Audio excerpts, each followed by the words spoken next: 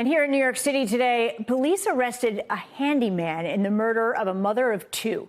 44-year-old David Bonola of Queens is accused of stabbing Ursula Gal nearly 60 times and stuffing her body inside her son's hockey bag over the weekend.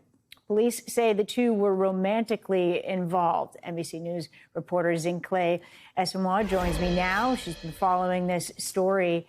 Zinhle, how did the police end up charging David Bonola? What more can you tell us about him?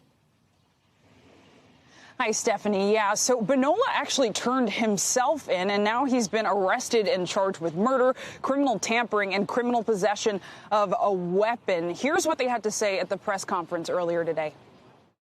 They had been off and on, and they had broken up prior, but had reunited early in the month of April, and their relationship was considered at an end. So as you mentioned, Stephanie, it appears that the two did have an affair. Police say that it went on and off for 2 years.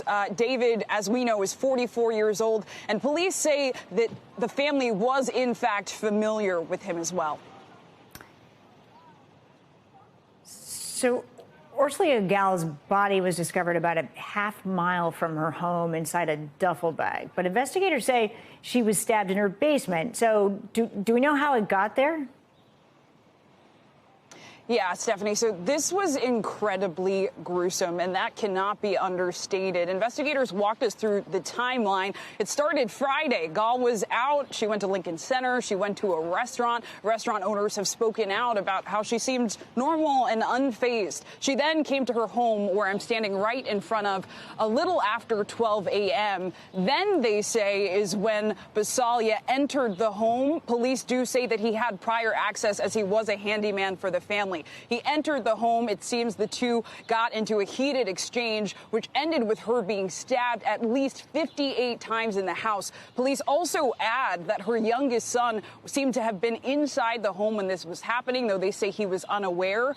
Then he put her body in a duffel bag and rolled it about half a mile from this home to a busy intersection. It was there that her body was found by a passerby, and law enforcement was able to link her body to this house because of a trail of blood. So a really gruesome scene, Stephanie, and something that we're still learning more about. Yeah, you know, you're there in the neighborhood right now. This has to have been incredibly shocking for the people that live on that street. What do they have to say today about this arrest? They must be relieved.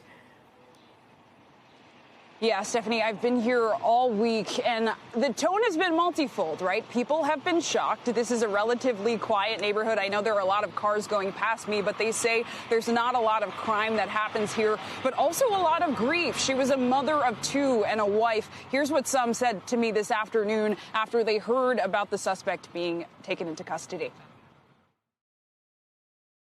I was a little relieved. I felt glad for the family that they caught the guy. It's just a horrible, horrifying incident. I feel terrible for the husband and the two boys. Did you know that the suspect has actually been found? You just told me. How did you feel about that? Well, it's always a relief, and you hope that that's the end of it. Things can happen anywhere, and they seem to be happening more and more. So we hear people saying they're relieved, but of course the community has also been on edge. And I think ultimately the sentiment is mourning, because at the end of the day, they lost a neighbor in a really gruesome way. Stephanie? Yeah, it's a terrible story. Zinhle, thank you so much. Thanks for watching our YouTube channel. Follow today's top stories and breaking news by downloading the NBC News app.